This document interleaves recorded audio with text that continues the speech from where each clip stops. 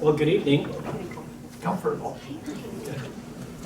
Welcome to the Holocaust, Liberation, and Local Impact, a discussion with several generations who witnessed the results of the Holocaust, lived with its legacy, and worked to help new generations understand its importance, both globally and locally. My name is David Clem. I'm a consultant for social studies at the Muskegon Area Intermediate School District, and it's my pleasure to be your host for the evening of discussion. And we'll have an opportunity to ask these folks some questions and hear some interesting stories tonight. This event is sponsored by the Center for Holocaust and Genocide Studies at Muskegon Community College. It's the center's mission to cultivate values that diffuse hate and encourage diversity. The center goes about its mission by providing opportunities to the Muskegon community like this one for education about the Holocaust and genocide, opportunities to remember and commemorate the victims of the Holocaust and genocide, and perpetuate the importance of this education and commemoration beyond the immediate memory of those who can still bear witness to those events. The center is a joint effort of the long-standing Shoah Remembrance Committee at Muskegon, which will be celebrating its 20th anniversary next year, the Muskegon Area Intermediate School District, whom I represent, and Muskegon Community College. It's fitting that we hold this event tonight. Today, January 27, 2015, marks the 70th anniversary of the liberation of Auschwitz-Birkenau, perhaps the most widely recognized of the names of the camps of the mid-20th century Europe. Auschwitz-Birkenau, of course, was liberated by the army of our World War II ally, the Soviet Union. But there were many other camps where Americans played a role and were close witnesses to that liberation. Tonight we'll hear some of those stories, and we'll hear about how hear those stories and reflect on how this has impacted us here in our community, in the past, the present, and how it may impact us in the future. We'll hear from our panel as they share their stories and reflect on the legacy of that era, both globally and locally. So welcome tonight, and let me take a minute to introduce our panel. Susan Harrison-Wolfless. Many of you know Susan as a 40-year reporter and columnist for the Muskegon Chronicle, from where she recently retired. But in her retirement, she continues to write, doing freelance writing for the Chronicle and other publications, including the Cape Cod View, North Shore Women's Lifestyle, and Dogs Unleashed. Susan also speaks to school and church and civics groups and is involved in many community organizations. Susan has interviewed numerous individuals from the World War II era and has also written about her own father's experience, as the headline put it, an eyewitness to hell on earth, for his role in the liberation of the camp at Buchenwald. And tonight, Susan represents a second generation, people whose lives were impacted by the mid-20th century Holocaust and events of liberation in Europe, not as eyewitnesses themselves, but through the experiences of their parents. Sarah Wojciechowski. Sarah is a teacher at Fruitport High School, where she has spent the last 11 years teaching courses in United States history, world history, and honors world history. She has been a leader of the Shoah Remembrance School Outreach Day since 2011, an annual event that brings select students together from schools around the county, along with a sponsoring teacher, to spend a day learning and reflecting on the Holocaust, as well as thinking about why it matters. Sarah is also a charter member of the board of the Center for Holocaust and Genocide Studies and has taught middle school students in the center's sponsored program, The Journey, a program to learn about the impact of bigotry and racism through the lens of the Holocaust. The Journey culminates in a trip to Washington, D.C., a week long, I think, in which Sarah chaperoned middle school students on that journey. For that alone, you deserve our thanks. Yes. And James Zudo. Jim is a lifelong resident of Muskegon, except for 2 years, 2 days, and 2 hours in the service of his country during and immediately following World War II, but who was counting the days till he could go home, right? I didn't count them. Like so many American young men of that era, Jim went from high school graduation to basic training in less than a week and into active duty a short time later. He served in the United States Army's 65th Division, which put him on the path to be an eyewitness to the liberation of Ohrdruf, the Ohrdruf concentration camp. About 20 years ago, Jim felt compelled to begin to tell his stories in response to the growing voices of Holocaust denial. So again, welcome to all of Thank you. you. And Jim, I'm going to start with you tonight and tell us about that moment you felt compelled to start talking about your experience. Well, my wife had a daycare, and my doctor, sometime before that, told me to quit working and help Teresa. So that's what we did. And one day we had all the kids out in the lot next door, which we bought for, playground. And I had to go to the bathroom. I came in the house, in the back, through the garage, into the back room. The television was on. It wasn't supposed to be on. It was on Phil Donahue. We never watched Phil Donahue. It's just too wild for the kids. Anyway, they had a bunch of neo-Nazi skinheads on there saying that the Holocaust didn't happen. And then there were a bunch of Jewish people out pulling up their sleeves, and they were yelling back. I went berserk, absolutely went berserk. I was screaming and yelling and cussing at the television. It was so loud. Teresa came in and said, "What's the matter?" I could hardly talk. I said, "I'm going to write the public sees it." She said, calm down, you're going to have a heart attack." Well, she got me calmed down. We went back out. In the meantime, she called Penny Larson, who was the secretary for the editor, and told, because we took care of the little girl. She said, "Penny, Jim's writing a letter about the Holocaust. Watch for it." Well, Penny said, "Tell him to wait a minute, Well, a little bit later, she called back and said, "We're sending a reporter out." So we sat for, I think it was about 3 hours. I think almost the whole time we were both bawling. And then was the following Sunday or the week after that, the whole bottom, the front page of the Sunday paper, the whole article. Then the telephone was just going crazy. I answered a few, and then I was just bawling all the time. And finally, I told Teresa, I can't do it anymore. People kept calling, and finally, I called the rabbi. I had known him for quite a while, and I said, "Rabbi, what am I going to do?" And he said, "Jim, I could go out and say exactly what you would say, and they wouldn't believe me because I got an axe to grind." He says, "You're Catholic, you have nothing to gain by it, please do it." So I started doing it, and that's what got me started. So prior to that experience, you really hadn't talked much about your experience there. No, my mom and dad knew I had seen something. I mentioned it, but I never talked about it. I didn't never talk too much about my Army life until that point, and then when I finally did start talking, it was hard. I never got through a talk without breaking down bawling. It was hard. Still is. So tell us, what were the events that led you to Ordruff? How did you end up in that place at that time? Well, on Easter Sunday, the 65th, we were spearheading Patton's Third Army, and we were probably within 50 miles of Berlin. We could have been there in less than a week. And I know it was Easter Sunday because Bob Ripley has, believe it or not, in the paper, and the 65th Division was the closest Allied unit to Berlin. So I knew that was about April 1st.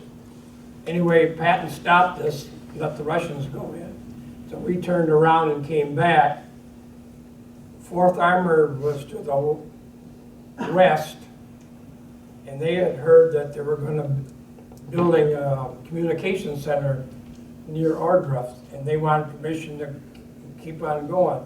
So I gave them permission to go, but we were coming from the north down, and they were coming from the west. And we got not too many of the 65th entered the camp the first day, but we happened to be going by with laying wire, and that's how I got into it.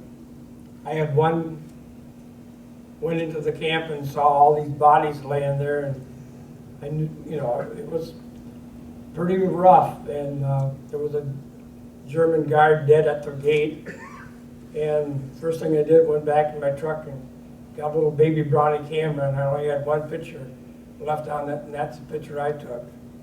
That was in the paper. I have since got a lot of pictures from my buddies who were there afterwards, and so I got quite a few pictures. They're very graphic, and it's very hard to look at. And that picture is very similar to some of the others that are taken of that scene and The some one, of the famous shows. Yeah.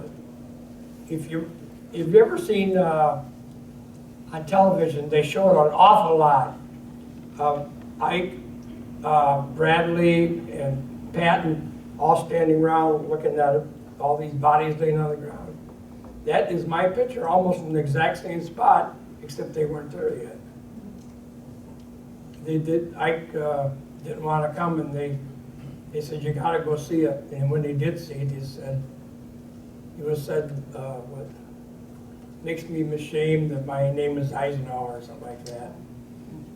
But it was pretty rough. And you said it's pretty rough, and it's always been difficult to share that story, but you've been willing to tell folks some of the things that you saw there. What were some of the things that you saw? Well, other than all these bodies laying in, it was like a parade ground. You go into the barracks, there are a lot of bodies laying around. They had like little closets, maybe not much bigger than one of these platforms, with bodies just piled up sky high in it. And they had the mass graves. When I talk to the school kids, I tell them, take a piece of paper and just take a pencil and just make marks all over. And that's a diagram of how the bodies look. Just, arms sticking up here, head sticking up, and legs sticking up, just thrown into this mass grave. They had funeral pyres with railroad, I don't know what you call them, the rails, when they laid with the burn. A lot of the ones that were already buried, they were digging up and trying to burn them to hide them. Ordruff was the only camp that was liberated that didn't have any records, because they knew we were already past it, so they knew we were coming. So the Germans moved almost 11,000 people to Buchenwald, which was 32 miles to the east, and so there were very few left in the camp that were, just sick ones. They couldn't. We often wondered.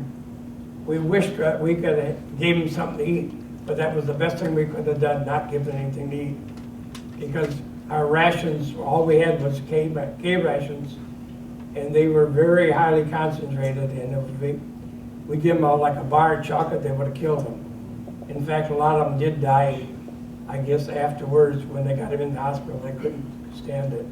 So you did encounter survivors in the camp? There were a few, yeah. And what was their reaction? They were happy. I mean, they were skin and bone. I mean, there was nothing left to them. One guy, we walked by this, was a barracks, like a barracks, but there was nothing in it. It was just an open bar. And this little prisoner was sitting like over in the corner, like in a fetal position, and we couldn't get him to come out. He wouldn't come out. I don't know what was on his mind, whether he was scared or what. But to this day, I wonder whatever happened to the poor guy. I don't know how many of the survivors that were there lived, but most of them went to Buchenwald, where Sue's dad was liberated in there. But it was, I don't know, it was pretty rough. I talked to one of my kids we took care of, her class at Aquinas College, and she didn't tell me that the teacher was Jewish, but she also happened to be the dean of academics. So we had a Jewish teacher at a Catholic college being the dean of academics. Anyway, I gave my talk, and afterwards she took me in her arms and hugged me and said, "Jim, you saw stuff that an 18-year-old kid should never see." It was, I'm glad I've been able to talk about it later, but it's been awful hard for me. Susan, you said that and you've written that your father was a lot like Jim in terms of not really talking much about the war as you remember it when you were young, except for his experience at Buchenwald. That's right. I really grew up with the Holocaust. My dad was 20 years old. He went in at 18. He was in the Army Air Corps. He was in photo reconnaissance. And also, of course, as everybody, in combat. And he never, ever, ever talked about the war, except we talked all the time about the Holocaust. We had boxes and boxes of photographs, of course, because of photo reconnaissance. He was part of the group who went into Buchenwald, and that was opened on April 11, probably the Easter Sunday you were talking about. And what he would tell us growing up, and this was dinner conversation, this was family conversation. For those of you who don't know, my father was a psychology professor out here, and so this was something that was incredibly important for him to talk about. But his group went in to Buchenwald, and what he talked about, Jim, was there was absolute silence. There was no running around celebrating. There was no shouting for joy. It was silence. And there was a translator there who was a Hungarian doctor who could speak English, and he was speaking to the American troops. Now, I want you to it's hard for me to, when I was a kid, I wasn't nearly as understanding as I am now. But he was a 20-year-old kid from Shelby, Michigan, one semester of college, and standing there, all this other atrocities he'd seen, and he walked in, and what he talked about is the bodies stacked like cordwood, as we've all heard about in the history books. Death everywhere, bodies everywhere. And this Hungarian Jewish doctor who was acting as translator, just skin and bones. And he dropped dead in the middle of the sentence. And my father talked about this because of what it said about human nature. And it really affected us, again, as a family, because it led to, he really was an agnostic. He had a very hard time believing that a God he could believe in would let this happen. So it really was an incredible conversation. And he wanted people, much like Jim, who when people would deny it, he was there, he saw it. And the other thing that he talked a lot about, again, college professor, we had blue book exams for dinner conversation, there were 7 million Jewish people who died, right? Is that the right number? In the Holocaust. But there were also homosexuals, gypsies, Catholics. And he did this not to in any way dismiss the importance of the cost to the Jewish people. But if you can hate one kind of person, you can hate everybody. And so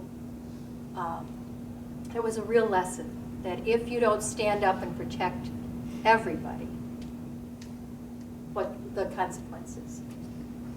You talked about your father also had some photographs, but that some of those are not with us anymore. You can tell us a little bit about that? After my father died, my mother got into the basement, and she has given many of those photographs to museums. And she is not here tonight because she was the one person around the kitchen table who couldn't talk about it. It's so disturbing to her. You've had the fortune in your occupation, your career, to interview a number of folks, Jim included, and some others. Are there any others that stand out in your mind about some of the stories that they've told? Thank you, David. I was blessed to write about a lot of World War II veterans through the years, but also some of the people who went through some of the atrocities.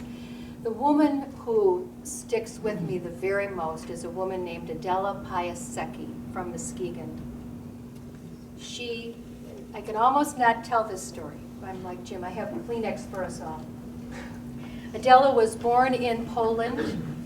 When she was 7 years old, her father sent her out to be a farm laborer. Her mother had died and he couldn't take care of the family.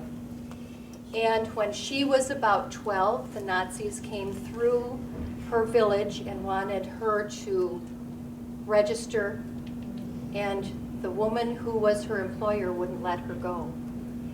And so she had to, and I'm going to remind me to tell you something that my father said that I forgot to tell you. Adela ended up being sent to a series of forced labor camps. And she dug potatoes with her hands for the, supplying the German soldiers, the army, with food. She worked in the fields. Everything was done by hand. And she was just this little lady, and she was a teenager with nobody to protect her. And she ended up in Bergen-Belsen. And she was Polish Catholic, a little farm laborer, in with many people who had been there longer and somehow had survived. And it really was hell on earth. But the story about Adela that is, to me, just a miracle, is 1 week, Bergen-Belsen was liberated by the English. And 1 week beforehand, she said to her cellmates, her bunkmates, "Don't give up. I've had a dream. We're going to be rescued." And the next week they were. Adela died just a few years ago, and I hope if you have another one of these, you'll invite her daughter to come speak, because they really grew up with the Holocaust. Went to a displaced persons camp, and she and her husband made their way to Muskegon in the 50s. And she's just one of the stories of the people who live around here, or have lived around here. One thing I just want to tell you, that as an adult, my dad told me, all the other things that we grew up with all the time. But one of the things he told me as an adult was that when he got to Buchenwald, he finally realized why they were fighting the war. Growing up with the stories of the Holocaust like that obviously shapes you as a person, shapes your values. And of course, your writing has impacted a lot of us here in this room. What would you say that those experiences and listening to those stories and those interactions with your father really shaped you and your values, and how that might have impacted your work in this community? Well, I'm sure it led me to ask more questions, because guys like Jim didn't talk. And so, because I interviewed a lot of veterans, I think it gave me it made me ask one more question, one more question, one more question. It made me listen better, often to the things that weren't said, to some of the, I interviewed one of the World War II nurses who was on the front lines. She had never, ever told her story even to her kids. So many people didn't talk until about the 50th anniversary. So I know that it made me more empathetic, made me listen better, and also made me know and realize that history isn't a timeline. It isn't memorizing dates. It's people's stories. And I was just honored to be able to tell so many of them. Sarah, You get to teach high school students. We have quite a few of them in the room. Yes, we Um, do. Why should they care about this, and how do you communicate that to them? Well, they should care because there are still lots of issues going on that surround bullying and injustice, and the Holocaust is a case study of what happens when that level of hatred and prejudice goes unchecked. And that's at the heart of it, I think, is you can look at everything that happens in social media today, how we can have basically anonymous posts on articles and responses and things, and decency is kind of going out the window a bit. And to be able to kind of bring all that back in and say, look, this is kind of what happens when this level of prejudice and injustice and all those terms goes unchecked. What do you think your students think about this as part of the curriculum, let's say, compared to studying some other elements in world history or United States history? Is there a difference when you get to this topic? Is there more of a hushed room? I mean, I'm sure every day is like this quiet room here for you in your classroom. Every day. But how does their reaction to this compare to some of the other things in the curriculum? There is an immediate focus when we get to the Holocaust unit, whether it's in my world history class where we spend more focus, whether it's in my U.S. history class, or even through the journey that we did last year through the center program. And there is an interest to it, and part of it is breaking through its horrificness. I mean, it's more horrific than what they have imagined, and that's kind of what draws them to it a little bit, is that how can humans do this to other humans? And to kind of lay the groundwork and to show what the steps were that got them to that point is something that they find interesting and on certain levels relatable to things that they see going on around them. You brought up the question that students sometimes wonder about: how can humans do this to each other? Sometimes you have to teach things and you don't always have clear answers for them. What are some of the big questions that you wrestle with along with your students when you talk about the Holocaust? Questions you don't have clean and easy answers to. I think there's many questions that don't have clean and easy answers when it comes to the Holocaust. But the biggest one that my students come to that unit with is, why didn't anybody do anything? Why was there such a non-response? And then the other one that they kind of struggle with is, okay, so if the lesson is never again, why is that it still happening in places in Africa and Southeast Asia and things like that? So what should the world's response be in these times of crisis? And you struggle with the answers to those questions. Yeah, because I can't give them a straight answer. I don't know why. I mean, what is the response to these atrocities? Is it the response of the United Nations? Is it the response of more, I guess, post-industrial countries like the United States and China to a degree, and England and even Germany? Like, what is the global response to prevent these things from happening in other either non-industrial or emerging industrial countries? Does this have an impact on students over the long term? I mean, beyond memorizing stuff for the test and then setting that knowledge aside, but have you seen an impact on students with this? I have. One of the things that I show them, part of my curriculum is showing them a movie called The Wave, and it documents a teacher in California in the 60s, I believe, who kind of recreated the Nazi propaganda machine in his own classroom. And so this is kind of a Saturday or a ABC after school special. I know I'm kind of dating myself with that reference, but it was one of those. And it is so it kind of chronicles what goes on, and there's this kid, Robert, in the movie that falls right in line with everything because he is an outcast.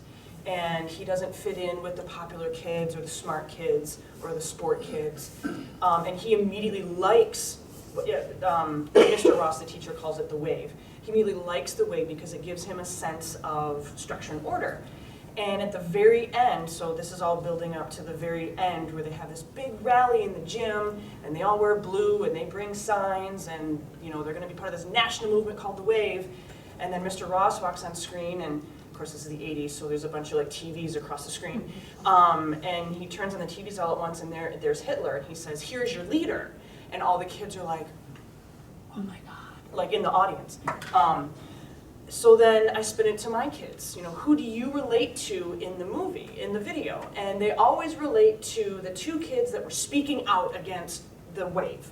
Because they always know it would never be me. Yeah, so it would never be me. And so I make sure to kind of bring it back to them. And I say, okay, so you're walking from here to your next class, and you see somebody that gets shoved by somebody else in the hallway.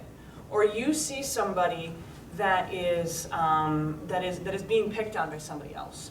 Or, and thankfully we haven't had anything like this in a long time, but there's a fight going on, and a ring of students makes a ring around the fight so teachers can't get in to help what's going on. What do you do about that? And they all kind of sit there. My students kind of sit there and they're like, oh. Like they get it at that point. Like not everybody, Lori or David is the two that speak out. They're not a Lori or a David. They're a Robert, or they're somebody that's just going along with what everybody else does. Follow. Because they're a follower. So then I lead that into, I'm like, you're all not bad people. It doesn't make you a Nazi. But it does open their eyes to little things that they do, that they can do to change somebody else's day. I mean, I'm like, even just saying hi to somebody in the hallway that looks like they're having a bad day, that goes a long way. And that's, I think, what sticks with them. The reality is that sometimes our plans for what we want to teach and the values with it get blown apart by snow days and curriculum interruptions. If you had an hour, 1 hour, to spend with teaching the Holocaust with kids, what would you emphasize as most important? Wow. And you only have an hour? Only an hour. Dang it, okay. Another pep rally session. Okay. My focus would be on how it got there. My focus would be on the propaganda usage. My focus would be on just the propaganda machine and how Hitler and Hitler and his officers, I shouldn't just pile on him, and his officers, how they started with people that were quote unquote on the fringe anyways, people that wouldn't really notice that they were gone. I've done a lot of research, and in one of my conferences that I went to, we talked a lot about the experiments and things that Hitler initially started with people with disabilities and handicaps, and how there's this just awful scene in one of the clips that I show about a woman who's talking about her brother who had Down syndrome, and they get this letter from the Nazi Party saying that her brother has to go to this camp, and it's for kids like him. And they kind of work up the ladder that way until they get to their target group that they were going to.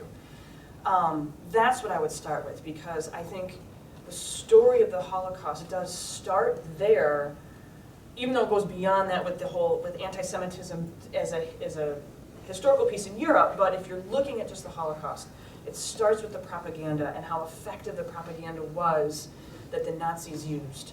And that would be where I would spend my hour.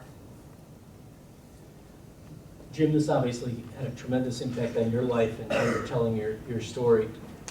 If you were telling it to a group of 15-year-old students, it's a long time ago, it's a long way away, what would you want them to take away from that story? So they will remember. That's what I ask them, remember. I tell the kids my closing remark. When you're 20, 30, 40 years old, and some skinhead comes up and says, oh, the Holocaust didn't happen, I said, you tell him, when I was in school, this man came and told me about it because he was there. That's what I tell the kids. To remember that it happened. Yeah. And how would you say that those experiences of your youth and what you saw really shaped you as a person when you came back and the values you had? I don't know. I get along with everybody. I consider the rabbi and Anna close friends. Can I tell you something about? Absolutely. Especially if it's a good story about Anna. Well, she's involved in it. I never met a survivor. And I asked the rabbi, it's probably 15 years ago, I said, if you get someone who will talk, I want to talk. I'd like to talk to him. Well, the rabbi called me one night and said, Jim, there's a man coming from Bloomfield Hills to talk at Sons of Norway. Would you like to go? And I said, yeah, I'll go. Well, then later he called and said, well, how about you and Teresa going out for dinner with the four of us? And I said, well, I really don't feel that good, but I want to meet the man. Well, we got to the Sons of Norway and got a telephone call. It was, I don't know if it was Anna or the rabbi said that they were running late. So they asked me to get up and tell my story, so I did. Well, and probably about half, three-quarters an hour later, the rabbi and this man and the two wives came in, and I met him, and he gave his talk. Afterwards, people said, you both had different stories, but you both said the same thing. And the man's name was Sam Offen, yeah. Probably just about the same age I was. He had lost 60-some members of his family. Him and two brothers survived because they were able to work in the camps and stuff. Couple weeks afterwards, I got a book written by Sam from the Sons of Norway, and it told more. I had asked the rabbi to find me a survivor.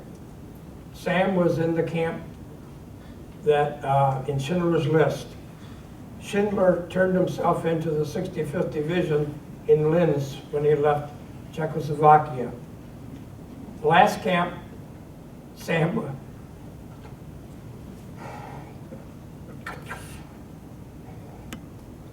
The last camp Sam was in was Buchenwald, and that's when the camps were liberated. We had helped liberate Sam. You didn't know that, did you? I couldn't believe it. It was like a miracle. You picked out a person. I just can't fathom it. Decades later, you But, encountered you someone know, who you're involved with liberating. Yeah. There's so many stories out there. And I don't know who that lady was that you were talking about, but I couldn't find anybody to talk, except when the rabbi brought Sam to Muskegon. That was one of the highlights of my life, I think. Susan, how about And it makes me feel like you accomplished something, you know? that encounter really humanized it for you about Yeah. who was involved? It was probably the weirdest thing that ever happened to me. You think about going forward from here with folks, again, who were born 60 years after all of this happened. Susan, what would you want them to take away from hearing an experience like this? You know what I think is that it's not in the past, it's now. And I'm going to do this without your permission. But one of the people I loved the most in this world was Gilana Alpert, who, as a schoolgirl, went to Auschwitz, That part is a long story, but almost all of Anna's family was killed during the Holocaust. And so even though it was 70 years ago, 75 years ago, look at the effect of family. You have no ancestors in the broad sense. And so this generation of children is going without their elders. So it's not in the past, it still is, it's now. The effects are now. The impacts go from Absolutely. generation to the next. That's right. It'll never be in the past. Like, when Eisenhower went into the camp, after he finally got there, he put on an order that everybody within, I think it was 50 kilometers, GIs and civilians and everybody, were supposed to go through it.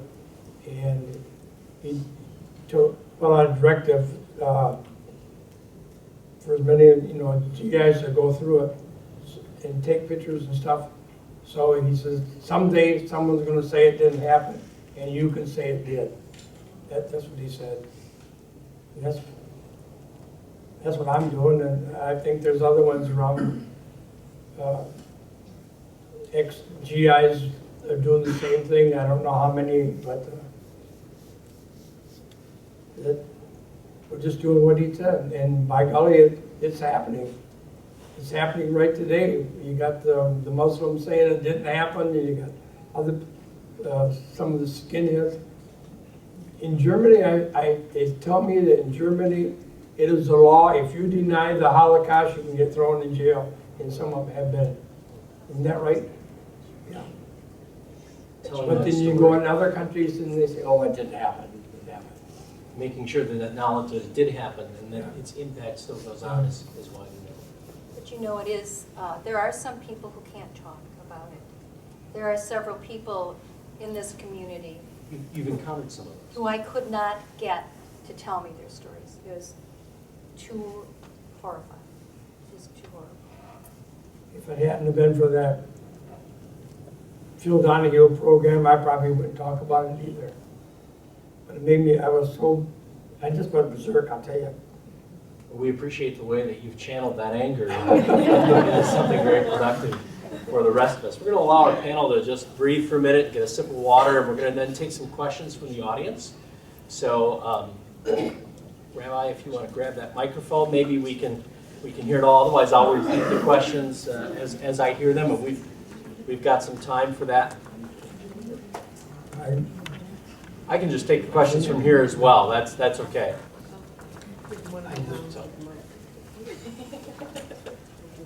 Well, some of you are taking a little bit of a break. Two things that are been on television very recently. WGVU did a documentary, Surviving Auschwitz. It is on today. It still may be, you may be able to see it. And somebody called us on HBO. There is a documentary, and I don't know, Chris, even if you're aware of this, there was a lot of footage that was put together by a man by the name of Bernstein, and he was able to get Alfred Hitchcock to help put it together. And it was squashed. The British said that we don't want two things to happen, that many of the survivors refused to go back to their home countries, and that they wanted to go to what was called Palestine, now Israel. The United States didn't want them. Britain didn't want them. There was no country that wanted them. And they were afraid that there would be sympathy to those who were survived, and that they would encourage immigration to Israel. The second motivation was that they wanted the Germans not to be depressed with what's going on, their defeat, and perhaps even seeing the horrors that they put upon the world, that they wanted the Germans to be different, that to come back into being, so that they anticipated that the Russians would be involved in the Cold War, and they needed the Germans. So it's on HBO.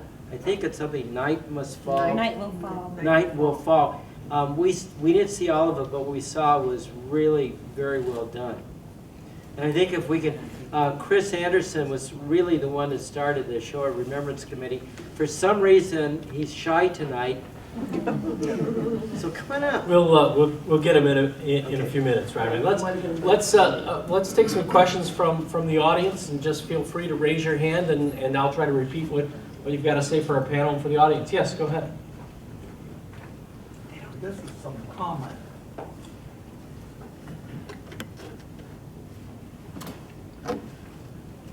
In the Holocaust, there were 18 million Jews in the world at around 1940.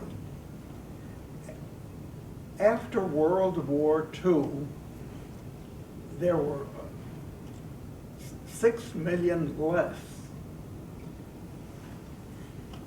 There was a number who were killed in Auschwitz, other death camps, other work camps. What happened to the others? The other at least 4.5 million. The other 4.5 million were murdered by their neighbors, but along with the Nazis.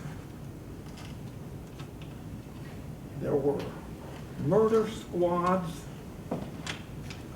that went into Poland, what is now Belarus, White Russia, into the Ukraine. The numbers on the Holocaust, I know, vary a great deal as This to is how many all folks. part of the Right. Holocaust. Right, and how many were killed, and The a lot of whole- stories that have never been fully told. That's right. See. That's right. Do you have a question for the panel, or? And I have no question. Okay. I'm just commenting, Okay. what happened to the other approximately 4.5 million Jews? You're asking me, or? No, I'm Okay, just- okay. Just No, I understand. There's a lot of stories out there, and it's important to remember that there's a lot of stories we haven't heard about the Holocaust as well. A question back here, yes? I've just always wondered, and I don't know if anyone can answer it or not, but like people over here, did they know what was happening during the war, or was it just after the war that they found out? People in England and France, did they know that they had these camps? Or? So how about that question? And that maybe is for Sarah, maybe as much as anybody, but how much did folks know about the Holocaust in terms of Americans here? And I might add troops before you began to liberate the camps and see what was actually going on. Jim, how about that? Did your folks know what was going on in the 65th? No. You couldn't write home about anything. The letters were all censored. Is that what you mean? Yeah, I'm curious to know. So really, the liberation of the camps came as a complete surprise to what was going on. Yeah, more or less. See, the Russians liberated Auschwitz 70 years ago today. We knew that they did it. But during World War I, there were a lot of rumors of atrocities which were untrue. And after the war, they found out so we figured that the Russians were just giving us a line, you know. Propaganda. So even though that they had aerial photographs of camps and stuff, we didn't know what was going on until you actually entered Ohrdruf and found out. And then Bergen-Belsen was liberated about a week, between a few days and a week after Ohrdruf by the British, and then it just kind of skyrocketed because by that time the Wehrmacht was just putting down their rifles, their guns, and that was it. The only trouble that we had was with the SS. We had some awful battles with the SS, but as far as the Wehrmacht, they were just, you'd see maybe 1,000 German prisoners with one GI walking down the road. I mean, that was, you know, they're just quitting. So did you ever hear any stories about folks and what they knew or what they thought they knew or heard? You mean Germany? There were rumors. In the United States. Yeah, there were rumors, but nobody could substantiate it. And many of the survivors said, and I've read this and I've heard it, didn't you know what was going on? Didn't you know out there that if you had known, couldn't you have come and saved us? And that's really interesting to talk with people who were still home, who were here, I mean, not fighting, and there was no reporting. Sarah, I'm going to guess that question comes up a lot with kids. Yes. Did we know? And if we knew something, why didn't we do something about it? The research that I've seen says that Roosevelt and select cabinet members had an idea of what was going on, but they had no idea the degree to which it was going on. No. They being Roosevelt and his select members, were under the impression that it was just like POW camps. They weren't really wrapping their brains around everything that was there, because, I mean, why would you? There was nothing else to kind of point to that. It doesn't make any sense for this to happen. And then there's a great display at the Michigan Holocaust Memorial Museum in Dearborn that shows 4 different newspapers of the Detroit Free Press or Detroit News. I don't know which one it was at the time. But there was one shortly, like, I want to say like mid-1940s, and it's just this little itty-bitty box. It's on the front page, it's above the fold, but it's a little itty-bitty box about, you know, hearing different things. Because as Susan said, there were people writing to family and loved ones here saying, you know, this is what's going on, blah, blah, blah. And so they were starting to kind of piece some things together. So it wasn't until later that it all really came out. But best research says that just Roosevelt did. It's one of these questions that in history you have an answer based on the evidence you have now, but that evidence continues to change and get new pieces and, Yes. and so forth. We Question or brought comment? from the Shoah Remembrance Committee, Pastor Anderson and I brought in Lorna Leff, who is a professor at Northeastern University. She wrote a book called Buried by the Times. And her contention was, and you can read the book, is that the articles were buried, they're not in the first page, the second wasn't in the back, but somewhere in the middle, so that the impact was certainly much blunted. But take a look at the book. Multiple interpretations of that era. I'm going to take a couple questions here, and then we've got one over here. Yes, over in the corner. Yes, I'd like to know, when you came into the camps, Sarah and your father, did they come across any German soldiers that were guards? And if so, what did you do with them? Arrest them or whatever? So when you entered the camps, did you come across any Germans, and did you arrest them? And They were dead. So you didn't encounter any live Germans? See, the Germans knew we were coming, so the camp in March had 11,000 people in it. And they moved everybody they could 32 miles to the east to Buchenwald, where Sue's dad was. So there were just a few left. And they had left a couple guards, and there was one dead was shot at the gate, and then there was a woman guard inside. I don't know remember where she was, but she was shot too. But there was just a couple. The guards may have put on prison clothes and mingled, because there were a few that looked pretty healthy, because most of them were just skin and bone, and there were maybe just a half dozen at the most that looked like you and me, you know, more or less healthy. So we don't really know. And in your role, Jim, you weren't necessarily the first person in that camp. You came No. after some others had come Yeah. along as well. So. Yes, in the back. To answer the question about did we know what was happening, the Muskegon Chronicle in 1942 in November published an article called Jew Extermination Buried. It was a long, detailed article describing exactly what was happening in Europe 2.5 years, Jim, before you got to that camp, Muskegon people were reading about the fact that Germany was exterminating the Jews all over Europe. So we knew. And there were some stories out there, weren't there, Sarah? You were talking about that, and what people believed and what they understood, and understanding the scope of what was going on, whether they fully believed it or understood it is still a big question mark. There was information out there, though. There's no question about that. We had a question over here. Yes. I'm so surprised to hear Susan talk about her father. My father was in the Philippines during the Bataan Death March. But he gave me a book called The Rise and Fall of the Third Reich and said, please read this. Your God is their God. There's one God.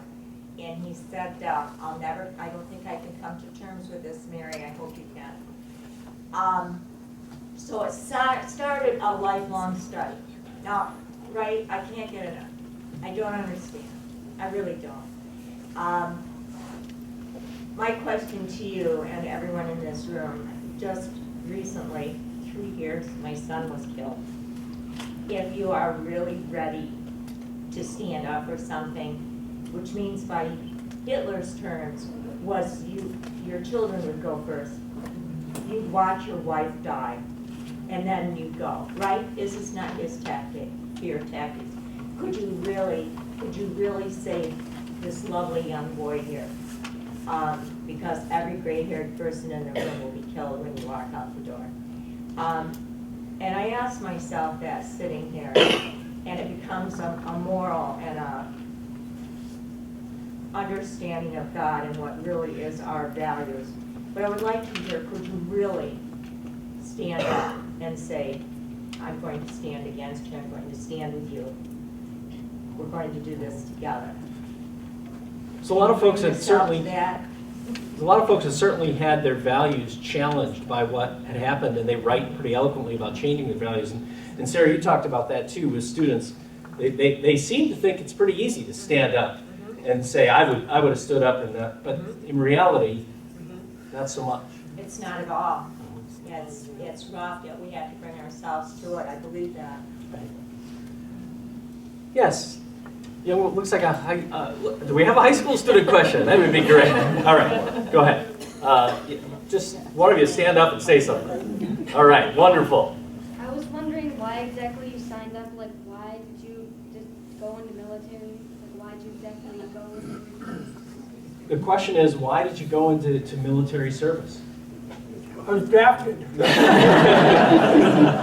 There was no signing up in those There's a lot of folks, though, in those days who knew they were going to get drafted. Now, actually, Jim, it's a little off the side, but I think it's a fairly funny story because I've heard you tell this before about you were actually going to go before you finished high school, right? Yeah, I was, next Monday's my birthday, that'd be 89. I was 18 and I think it was probably April, 1st of March. Both my dad and I were called to go in. Now, my dad is 20 years older than I am, so half of the 65th Division was old enough to be my father. Anyway, he got a deferment because he worked at the dairy on the inside. That was considered essential industry. And Sister Martin at St. Mary's went down to the draft board and raised holy hell. He's a good student, and you're taking them out of, because they were taking kids out of 11th grade if they were 18 years old. Anyway, she got me a deferment. They also gave a deferment to every kid graduating that year in the whole city. Some of them went next day, some of them went a couple days, you know. But I was anxious to get, I had signed up for immediate induction.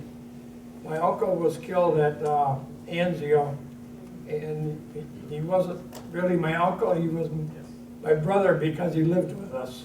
So I mean, I was very close to him. And I just wanted to get in there and take Andy's place. You knew, in some sense, you knew what you were getting to more than some other folks did, but But you managed to finish high school first. You didn't get out of your exams by signing up early. Sorry, that's not the way. So next question. All right, yes, next question. When you returned home, was it difficult for you to go back to living a normal life with your family? So you said you were gone 2 years, 2 months, and 2 days, right? So then when you came home, after everything that you had seen, did you find it difficult to sort of settle back into everyday life? We hear so much about PTSD today, post-traumatic stress disorder. They didn't call it that then, but I think I'm having more post PMS, or whatever you want to call it. But how was it when you came back and people said, talked to you about your It was service? easy for me. At that time, they had what they call a 5250 club. You got $50 a week for 52 weeks. The GIs did. Well, my brother was in the seminary and he was working at the dairy, and he wanted to take during the summer, and he wanted to take a couple weeks to go up north. So he asked Dave Gorman, the boss, because we practically lived at the dairy, if Jimmy could take his place, and Dave says, yeah. So I took his place, and 2 weeks later, Bill came back, and they never told me I was done, so I stayed there 5.5 years. I told them they couldn't fire me because they never hired me. So it was an easy transition, but a lot of the guys couldn't find work. I think the artillery had it easier than what the infantry, but they were right in it. We were back a little bit. But we saw just as much, but we weren't as much danger. But it wasn't just the Ordruff. There were a lot of other stuff that we saw too. That was 18-year-old kids should never see. A lot of folks just sort of buried that for many, many years, and then. Yeah, I got married in November to my high school sweetheart, and we were married 64 years when she died 5 years ago, and I got 2 beautiful boys, and got 1 left, and they're good grandkids, but since I've been talking about the Holocaust, it's been hard for me. I think I try not to think about it, but the other night I just happened to be watching television, and Schindler's List was on it. And I've seen that probably 5 times. I've read the book once every year since it came out, and it just keeps me, and I read everything I can possibly about it, because I'm learning new stuff every day about the war, what's happening. This is one thing. When I talk to the kids, I say, who was Hitler's worst enemy? Okay, who was Hitler's worst enemy? Come on, someone. Now he's asking you the questions. All right. Himself. I talked to a group of kids over in Grand Rapids. The teacher was a friend of my youngest son, the one that died, and he just retired from the Army, a full colonel. And he said, asked me to come over and talk to his class. He said, you gotta knock on the door to get in, because we keep the doors locked at the school because the kids are real hard to handle. He said, no, don't worry if they get up and start walking around, because he said their attention span is terrible. Well, I start talking and nobody moved a muscle. And afterwards I asked this one question, and that was the only time that I got the answer I wanted from one of the kids. They weren't retarded, they were just hard to handle. But he raised his hand and says, himself. But I think that if you study the war, the mistakes that Hitler made, had he not made those mistakes, we may have lost the war.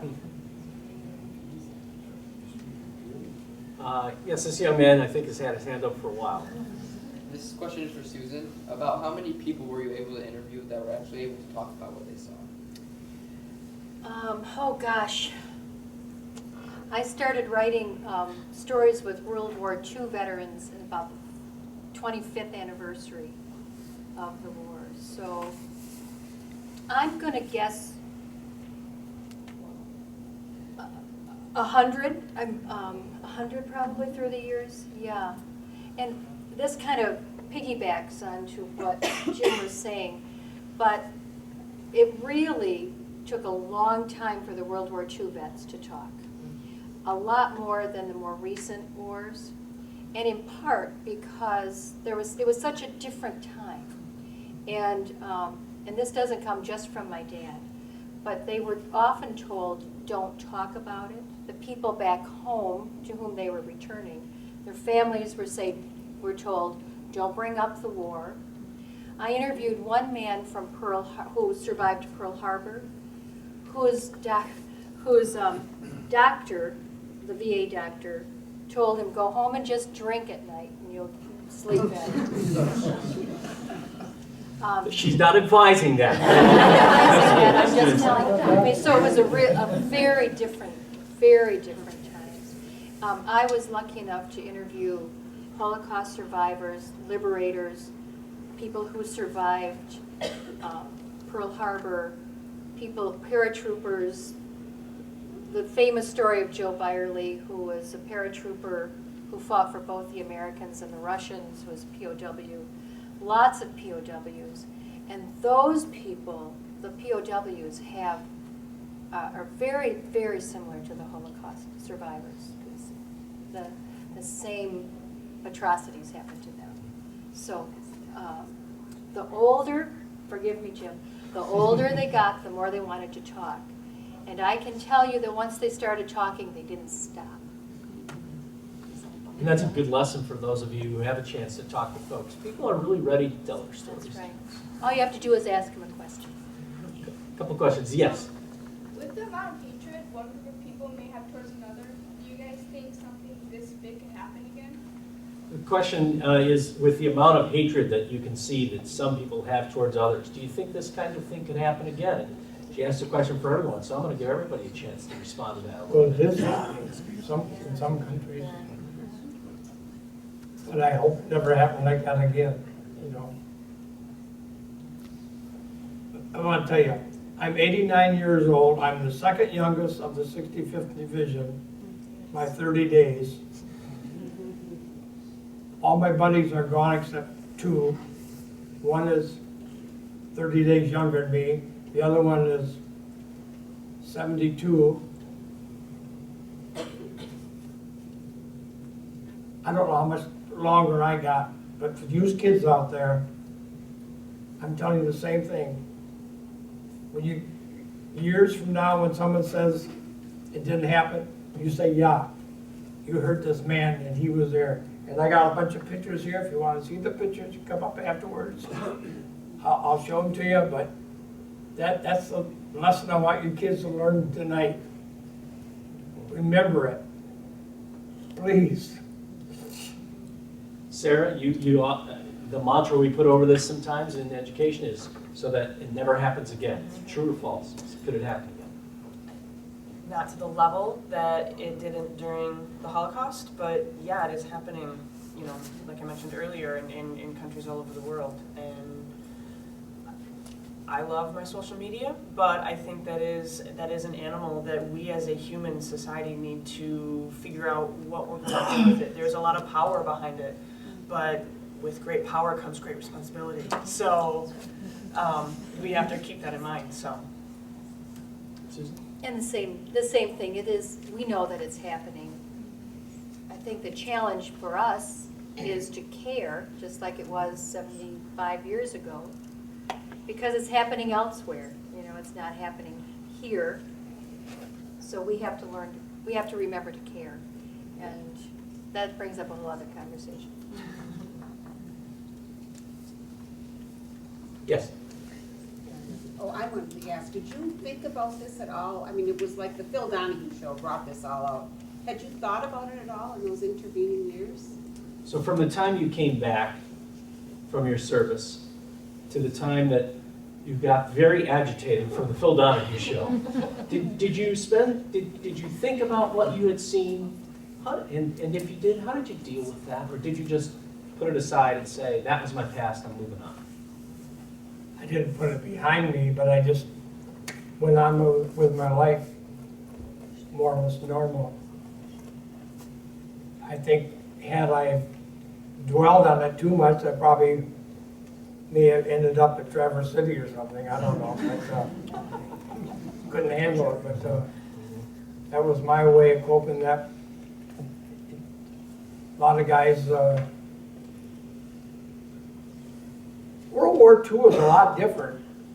There wasn't this the stress when they came back, like from Vietnam and these kids.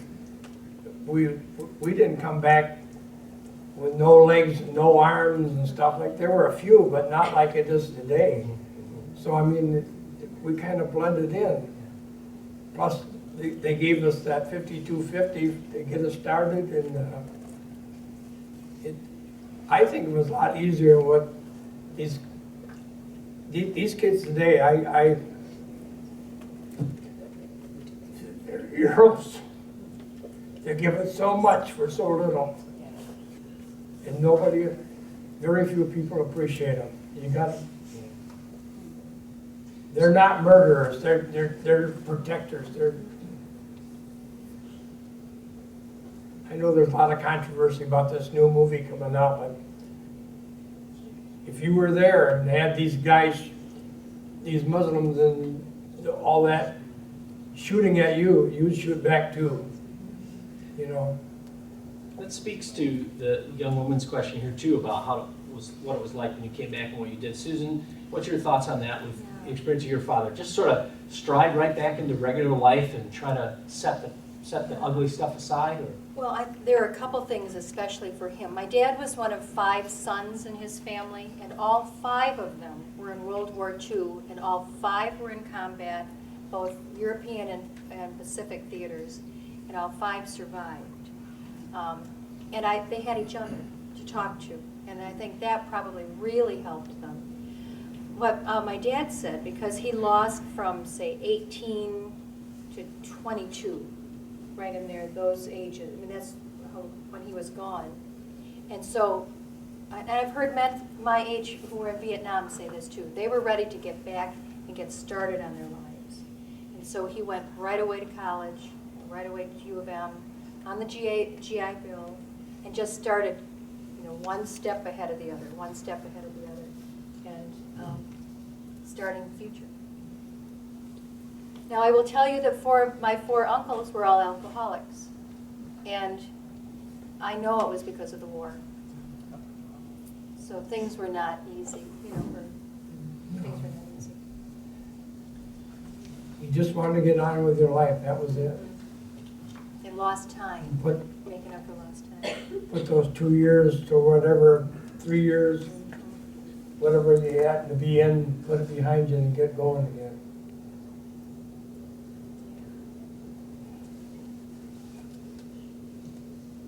We have time for another question or two, yes. Yeah, I just want to say it's been great to listen to you two. And my dad had a question for you.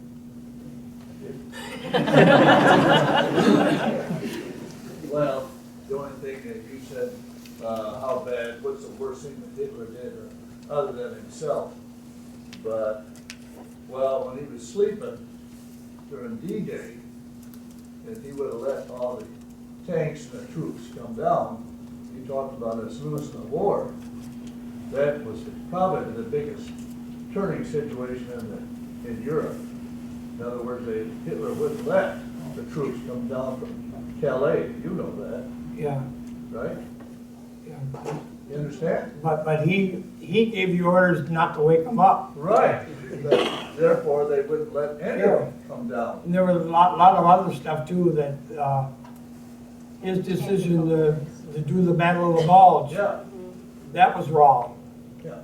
His decision to go into Russia was wrong. Sure. But the point I is, mean, he made so many mistakes. We got a government today, I don't want to get political, but we got a government today that's run by one person. And that's what Hitler was doing. Yeah. And look what happened. You wouldn't let the generals do their job. Do you, Yeah. Sarah, do you, You can't micromanage war. The generals gotta do it, not Washington. when you think about this in relationship to the Holocaust, and I think about this again as an educator, Sarah, I mean, do you ever look at that and students will ask the question, well, why, if he's out fighting a war against world powers like the Soviet Union and the United States of America, why put resources into the Holocaust? It certainly was not a productive way to go about winning a war. He laid railroad tracks that needed to go someplace else, to Auschwitz and the camps. He did a lot of stuff. He put aside what had to be done to make it easier to get the Jewish people to these camps. That was against the war effort too. Does the issue ever come up about why he would make those kinds of decisions? Sarah, what's your thought? Do students ask that question? On occasion they do, on whether or not, like, well, so then did he want to take over the world or did he want to eliminate the Jews? And I said, and kind of my response sometimes to that is he wanted to do both. Those were both goals of his, and he couldn't do both. So, the war began, so he expanded into Poland. That's where a bulk of the concentration camps and death camps were located. And then he just kind of keeps going from there. So they do question his motives. But I think looking at what he did, especially 70 plus years later, it's like, well, he must be kind of off his rocker if he's thinking these things and doing these actions. So they already kind of come in with a notion that he has a focus, he has a goal that doesn't really that he wants to see fulfilled, and he will go to whatever means to fulfill that goal. Yeah, he wrote it all down in Mein Kampf. It was all in that book. I never read it, but they tell me it's his whole plan was written down in that book while he was in prison. I want to thank each of you for being here tonight and telling your stories. Let's give them a round of applause.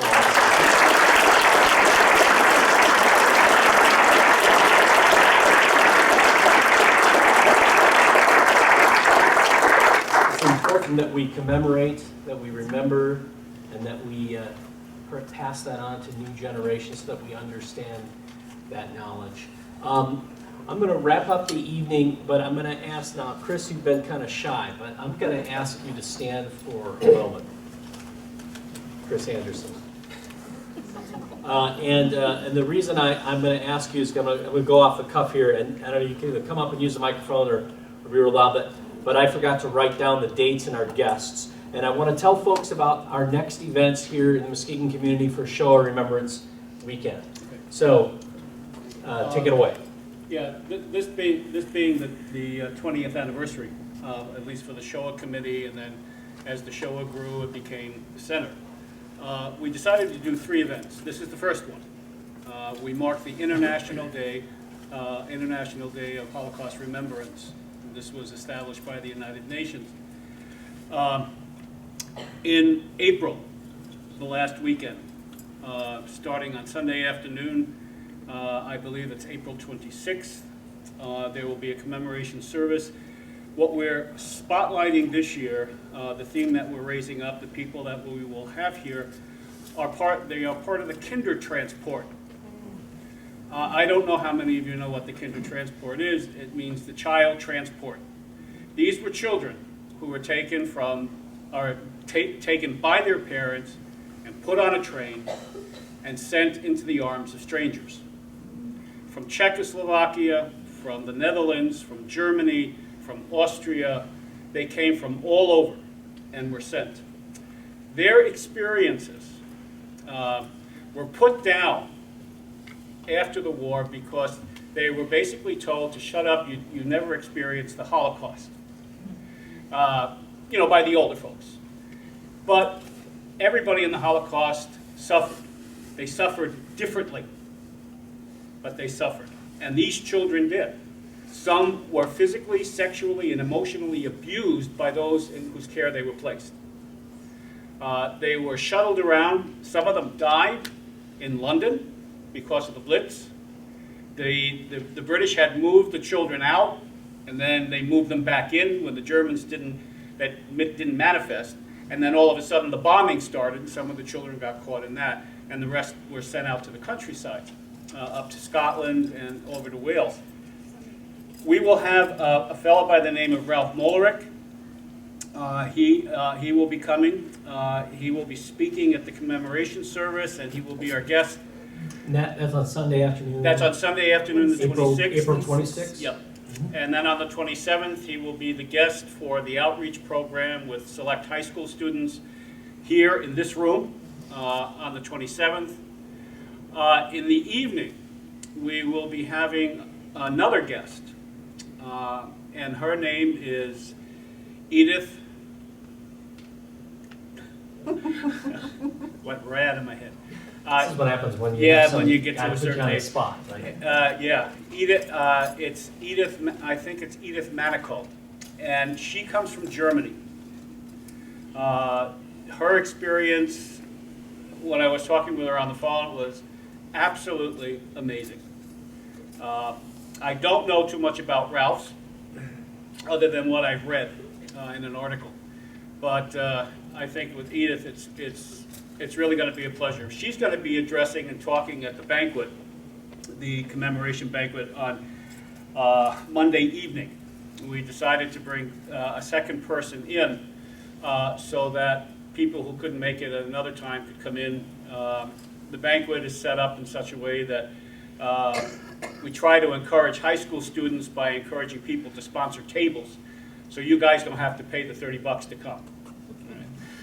So if there's anybody here interested in sponsoring tables, for a high school near you, please keep your eyes and ears open. That commemoration evening and dinner on April 27th is something you'll really mark your calendars, and then you can watch our website at muskegonisd.org. You can watch the center's website, and of course watch the papers for information about that. That, I think, is one of the highlights of the year, not just for this organization, but for this community. But I have to say, in a very self-serving way, it's also the fundraiser for the Center for Holocaust and Genocide Studies. And we do want to encourage as many young folks, high school students, to come as possible. So consider coming yourself, but also consider sponsoring a table so that we can have those folks come at no cost. And you'll find out information about that as we go on. And then she'll be here on Tuesday as well. Right, she'll be Tuesday up at West Shore Community College in Ludington. And we're not sure if we're going to do anything on Tuesday evening, but we'll find out. So the Center for Holocaust and Genocide Studies, of which Chris is on the board, as well as Rabbi Allen, sponsoring a number of events this year, and we certainly want we certainly want you to be involved with as many of those as you possibly can. Chris, we've got some long-range plan for something in November as well, correct? Yeah. The third one is, how many of you know that there were Jews in Shanghai? Okay, some. All right. In Shanghai, China. Shanghai Jews. They left Germany. Some before Kristallnacht, some after. The person that we're inviting, who will be coming, has written a book. Edie is an absolutely fantastic person. Her book is called Shanghai Deliverance. She will be sharing her experiences. She was born in Shanghai after her parents and grandparents left Germany after her father was sent to Buchenwald and Kristallnacht and was abused, mistreated, and so forth. Her first 5 years of life, first 8 years of life, were spent in Shanghai. And they had a dickens of a time getting out in 1945, dealing with the State Department in this country, because our State Department wasn't very kind to Jews. Not during the war, before the war, or after. So she will be here along with the person who helped her write the book. and that was Mary Murphy. And that will be either the 9th or 10th. We haven't fixed the date yet, but either the 9th or the 10th of November. Those are the dates of Kristallnacht. So we're trying to set it up on those particular days. That's where it's at. Thanks, Chris. The center is obviously growing and sponsoring a lot of programs that you can be involved in. It's important to educate, important to remember, important to pass that on to the next generations. Again, thanks, Chris. Thanks, Rabbi Allen. Anna, we appreciate your work on this. Trinette, Lonnie Harps in the back from Muskegon Community College, thanks for your support with this and setting this all up here. We appreciate it. Let's give our panel one more round of applause.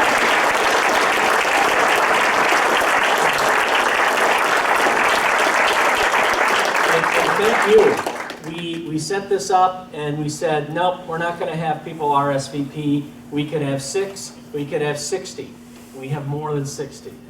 And we're very grateful for you coming out on a Tuesday night in January. Thank you for your interest. Thank you for your participation. Please drive safely. And have a nice evening.